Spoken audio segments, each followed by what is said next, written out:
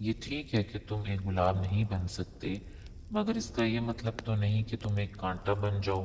یہاں ایک راز کی بات ہے، اور وہ میں تمہیں بتا ہی دیتا ہوں کہ جو شخص کانٹا نہیں بنتا وہ بالآخر گلاب بن جاتا ہے۔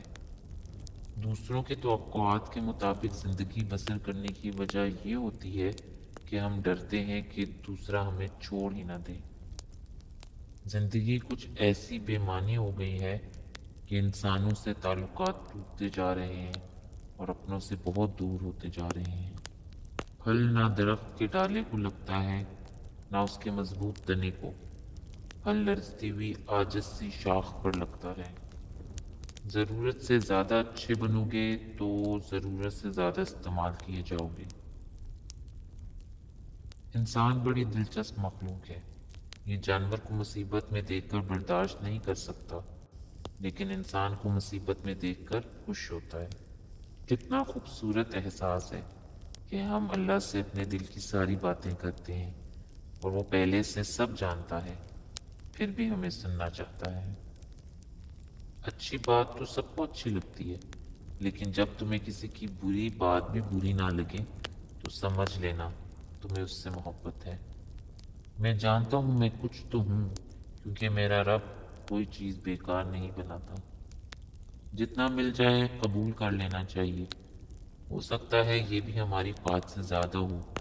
ہم تو گناہ گار بندے ہیں، اس کا فضل تو ہر وقت ہمارے عیب چھپاتا ہے۔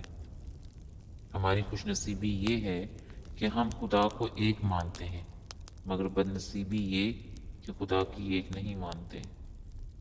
کوشش کریں مرنے سے پہلے اللہ کو پیارے ہو جائیں۔ مقدر جن کے اونچے اور اعلیٰ بخت ہوتے ہیں، زندگی میں امتحان بھی انہی کے سخت ہوتے ہیں۔ خونی رشتے وہ وٹامنس ہیں جن کے بغیر جوانی تو گزر جاتی ہے، لیکن بڑھاپا نہیں گزرتا۔ جب کھونے کی نوبت آتی ہے تب پانے کی قیمت سمجھ آتی ہے۔ ہر چیز کا صدقہ ہوتا ہے، اور عقل کا صدقہ یہ ہے کہ جاہل کی بات کو برداشت کروں۔ انسان دوسروں کو جو سب سے بڑا تحفہ عطا کر سکتا ہے وہ وقت ہے۔ اس سے قیمتی تحفہ انسان کو نہیں دے سکتا۔ لفظوں کے دانت نہیں ہوتے، مگر یہ کاٹ لیتے ہیں۔ صبر کا گھونٹ دوسروں کو پلانا آسان ہے، خود پیتے ہوئے پتہ چلتا ہے کہ ایک ایک قطرہ پینا کتنا مشکل ہے۔ بڑی سے بڑی بات پہ ہار نہ ماننے والے اکثر چھوٹی چھوٹی باتوں پہ ٹوٹ جاتے ہیں۔ جس چھاؤں سے عزت نفس زخمی ہو، اس چھاؤں سے دھوپ بہتر ہے۔